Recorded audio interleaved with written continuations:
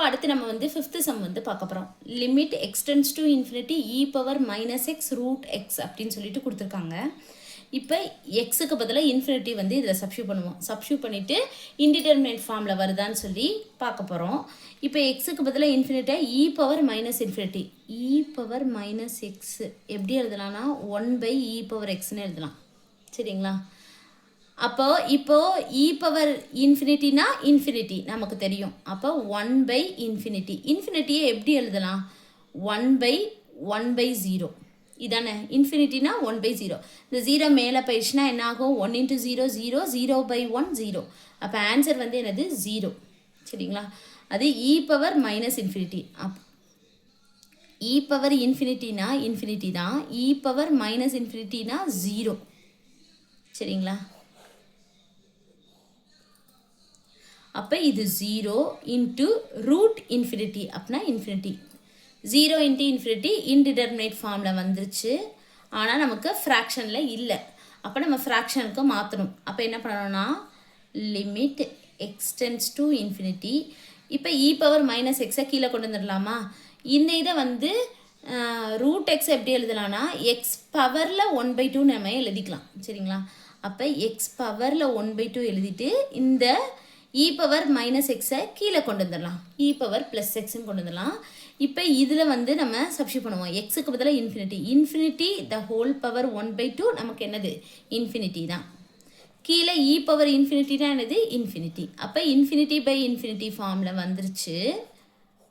நம்ம என்ன பண்ணலாம்? லோபிதால் ரூல் வந்து அப்ளை பண்ணிக்கலாம்.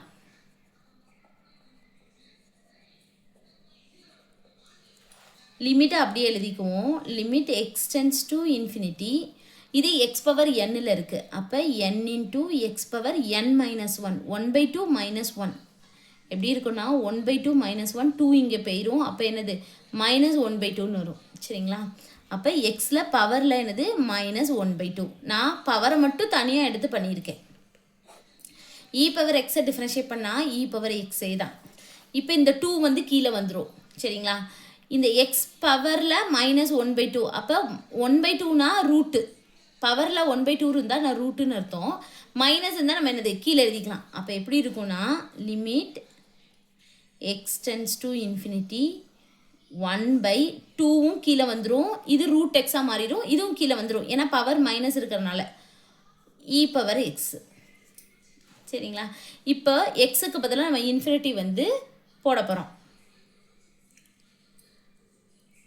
அப்போ 1/2 இப்போ இதை தனித்தனியாக எழுதிக்கோங்களேன். இப்போ தனித்தனியாக எழுதணும்னா limit x tends to infinity 1/2 into 1/√x into 1/e power x. சரிங்களா? இப்போ 1/2 அப்படி இருக்கட்டும். இப்போ எக்ஸுக்கு பதிலாக இன்ஃபினிட்டி ரூட் இன்ஃபினிட்டினா இன்ஃபினிட்டி தான். ஆனால் இப்படி இருக்குது இன்ஃபினிட்டின்னு. இது எப்படி எழுதலாம்? 1/1/0. இது மேலே போயிடுச்சுன்னா இதோட ஆன்சர் வந்து என்னது? 0. அப்போ 1/∞ ஆன்சர் வந்து நமக்கு என்னது? 0. அப்போ இன்ட்டு 0. சரிங்களா? இதுவும் அப்படி தான் 1/e பவர் எக்ஸா. அப்போ 1/e power இன்ஃபினிட்டியோட e power இன்ஃபினிட்டினா infinity தான். அப்போ 1/∞ நமக்கு என்னது? 0. அப்போ இன்ட்டு 0. இப்போ இது எல்லாத்தையும் மல்டிப்ளை பண்ணால் 0. இன்ஃபினிட்டின்னு போட்டக்கூடாது. சரிங்களா? 1/ல இன்ஃபினிட்டி இருந்தால் நம்ம இப்படி தான் எழுதுவோம். இன்ஃபினிட்டி எப்படி எழுதுவோம்? 1/0ன்னு எழுதுவோம். இந்த 0 மேலே போயிடுச்சுன்னா 1 × 0 0 0/1 0. சரிங்களா? அவ்வளோதான் இந்த சம். தேங்க்யூ.